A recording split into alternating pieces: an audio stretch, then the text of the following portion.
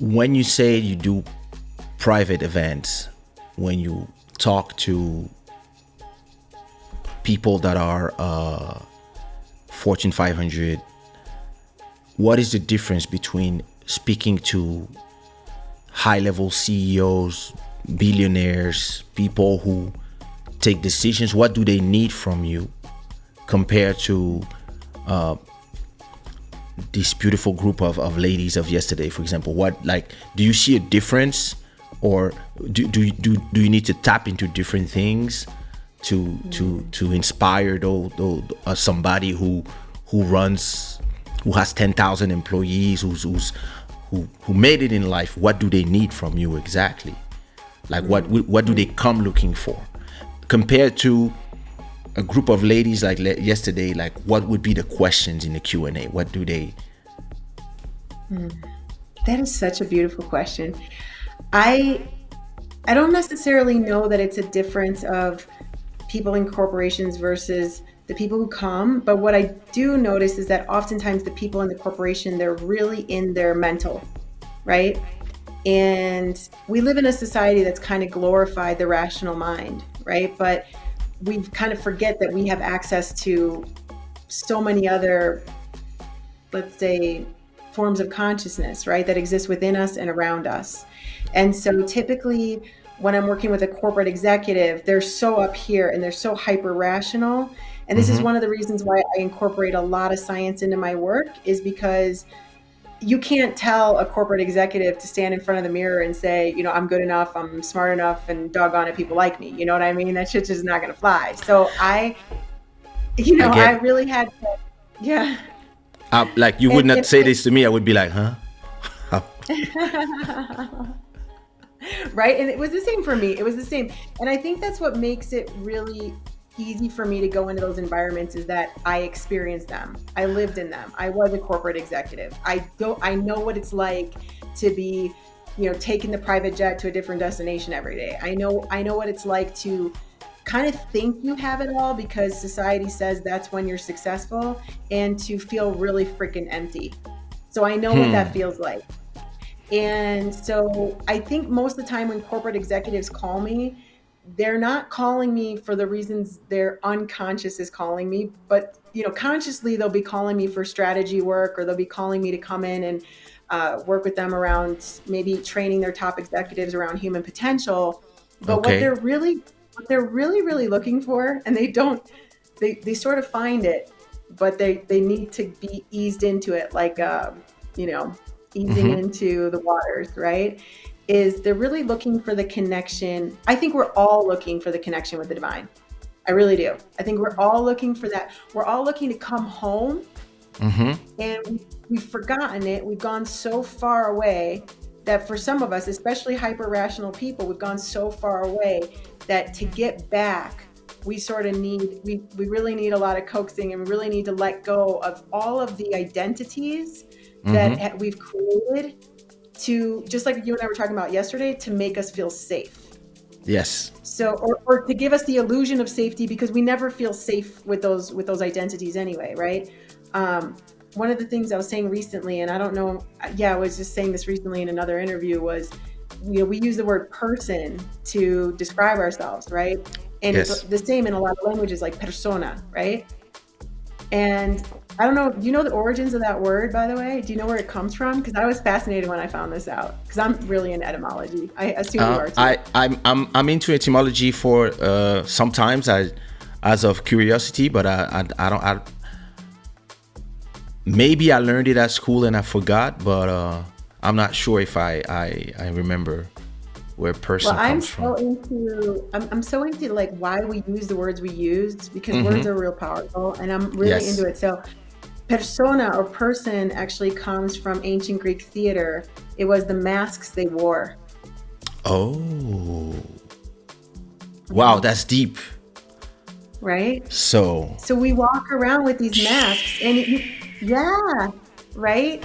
And this is the thing that you and I were talking about yesterday in our live on Instagram, which everyone should check out if you haven't seen it, because it was really fabulous, and Kaysha is just amazing.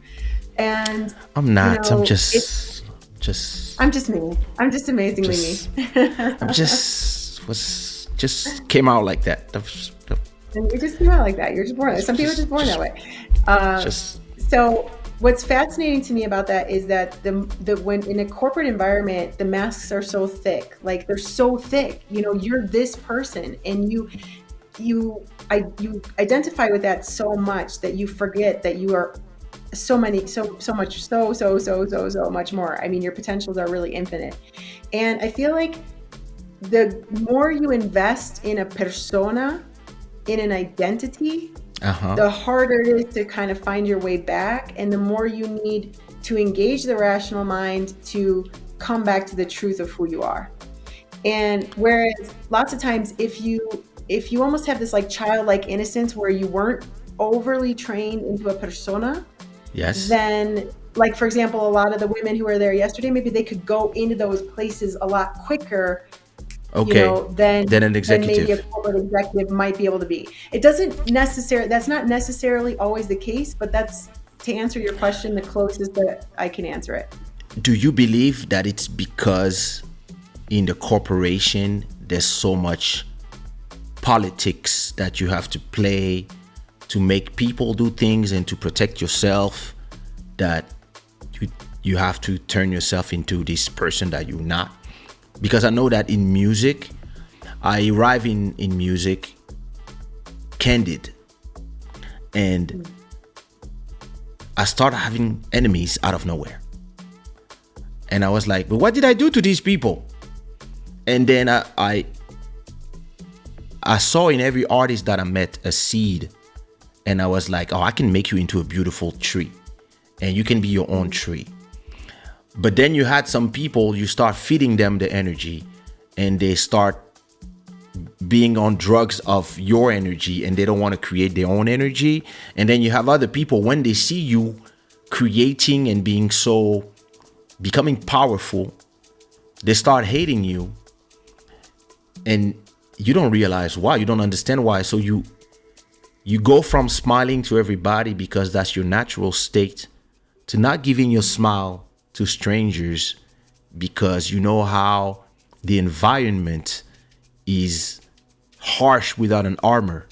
So maybe that persona becomes a way to protect yourself.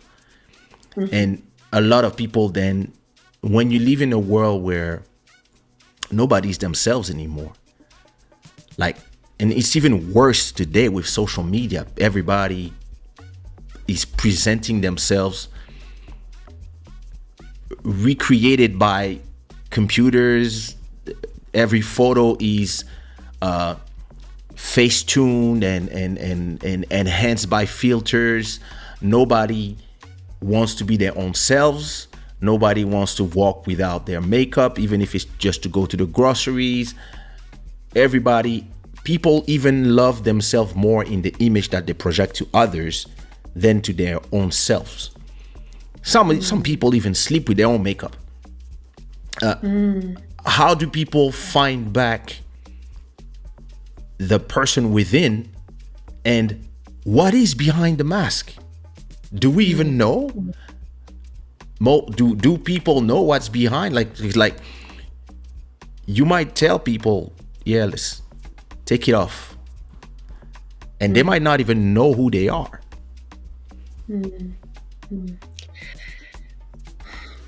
I'll tell you, I think taking the masks off is the scariest thing in the world. I think the minute you start saying, what if I'm not this? What if I'm not what I thought I was? What would happen? Yeah, what would happen if everything people think I should be, or that I have, created? Because we create them so we can have a sense of safety. We can have a sense of being someone. Yes. In this world, and everyone's trying to be someone. Hi. What they don't understand is they already are. And that's the hardest thing, though, is like the minute you actually step back. And it's funny you talk about makeup. Yesterday they were miking me up, and they were like, well, we don't want to mess with your makeup. I'm like, I'm not wearing any makeup, and they're like, I'm just glowing naturally.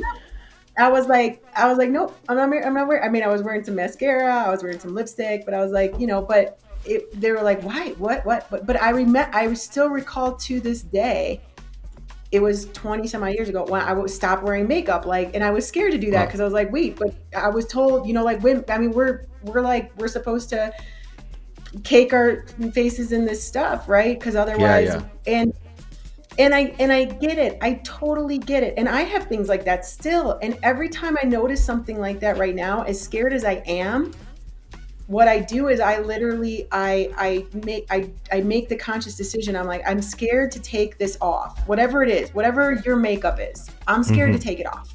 I'm frightened to take it off because everyone thinks I'm this. Like, you're Kaysha. I mean, everyone thinks, whoa, like, you're this thing, right? What if, when you take it off and you're like, wait, maybe I'm not that, and you step away from it, and you've done this multiple times, right? It can feel really scary. And my only advice is, or if anyone's seeking that, is just do it anyway. Yesterday it was really funny. As I was taking the stage, one of my heroes, Tatiana Arias, who put this event on, she's really just a phenomenal, magical human being. And I mean, she had 1,000+ people there live, plus I don't know how many others, streaming and all this stuff. So 3-day event, really rocking the stage for 3 days. And she's introducing me, and she's going through all of my, all of the accolades, all of the things I've done, all the, all that kind of stuff, right? And as she's doing that, the entire time, Kaysha, the entire time, I am not listening to a word she's saying, because I don't want to take that stage as Cortney McDermott. I want to take that stage as an individual form of human consciousness that is here in service of the collective consciousness, that is here for our evolution, for our growth, for our betterment, for just to be what we are, just to be love, just to go back to the truth of to exchange the energy. So, the entire time backstage, as I'm, you got this light streaming through the curtain. It's just, I mean, the setup was phenomenal for this event. And I'm just, I'm there, and you can feel all the energy. You can feel the energy that Tatiana has. You can feel the energy of the crowd. It's just pulsating. And instead of listening to any of that, because I don't want my talk or my being up there to be tainted by it in any way, I'm backstage praying. I'm actually just praying for God to use me. Use me. And you can call it God, you can call it whatever you want. Whatever you want to call that force that is conducting the trillions of biochemical reactions occurring in your body right now, whatever you want to call that force, call it whatever you need to, but the force. But relax into it. I think that's why Star Wars was so big, is because you talked about the force, right? And people could accept it, right? And that's the truth. Exactly. So that's what I'll say about that.